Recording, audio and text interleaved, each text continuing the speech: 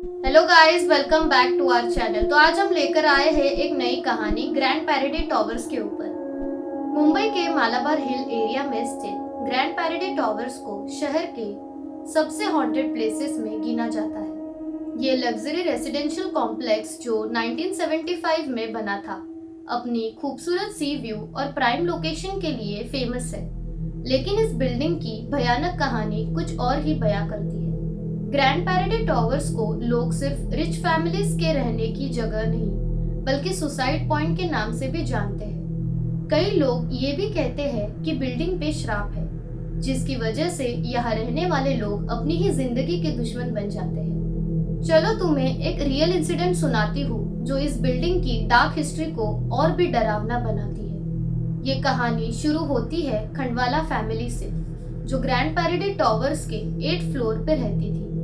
ये फैमिली एकदम happy and wealthy थी, लेकिन एक दिन जो हुआ उसने पूरी मुंबई को हिला के रख दिया। 1 जून 1978 की सुबह बिल्डिंग के गार्ड्स को एक भयानक आवाज सुनाई दी। जब वो बाहर गए तो उन्होंने देखा कि वासुदेव खंडवाला, उनकी पत्नी भारती और उनकी पोती अनुष्का नीचे ग्राउंड फ्लोर पे पड़े हुए थे, डेड बॉडीज। लोगों ने पहले सोचा कि शायद ये एक एक्सीडेंट था, लेकिन जब पुलिस ने इन्वेस्टिगेशन की तो पता चला कि ये सुसाइड पैक्ट था।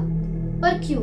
ये सवाल सबको परेशान कर रहा था। इन्वेस्टिगेशन के दौरान पता चला कि खंडवाला फैमिली की एक और मेंबर, वासुदेव की बहू रेशमा, अपने 2 छोटे बच्चे के साथ पहले ही सुसाइड कर चुकी थी। रेशमा ने अपने बच्चे को 8th फ्लोर से नीचे फेंक दिया, फिर खुद भी कूद गई। पर सवाल ये था कि पूरी फैमिली सुसाइड क्यों कर रही थी। लोगों का कहना है कि बिल्डिंग में कुछ भूत प्रेत का साया था जो लोगों को अपने अधीन कर लेता था, उन्हें डिप्रेशन और पैरानोइया में डाल देता था। एक बार अगर यह साया किसी पे छा जाए तो वो अपनी ही जिंदगी का दी एंड कर लेता था। खंडवाला फैमिली का केस सिर्फ एक इंसिडेंट नहीं था।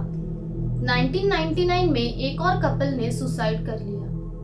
2004 में एक सीनियर सिटीजन ने भी बिल्डिंग से कूदकर अपनी जान दे दी। एक टीनेजर लड़का जो यहाँ अपने पेरेंट्स के साथ रहता था, उसने भी 8th फ्लोर से जंप करके अपनी जिंदगी खत्म कर दी। बिल्डिंग्स में रहने वाले लोग कहते हैं कि उन्हें रात के वक्त अजीब आवाजें सुनाई देती है। डोर्स अपने आप खुलते और बंद होते हैं और कॉरिडोर्स में किसी के पैरों की आवाज सुनाई देती है, लेकिन कोई दिखता ही नहीं।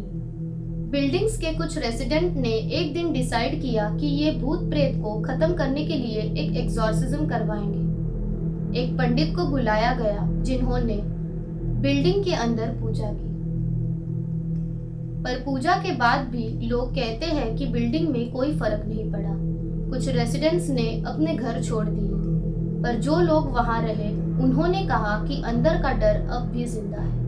आज भी ग्रैंड पैराडाइज टॉवर्स मुंबई के सबसे लग्जरियस रेसिडेंशियल कॉम्प्लेक्सेस में काउंट होता है, लेकिन अंदर जो कहानियां हैं वो एक डार्क लेगेसी लेकर चली आ रही है। लोग ये कहते हैं कि बिल्डिंग के लिफ्ट में अंदर जाने पर एक अजीब ठंडा माहौल महसूस होता है।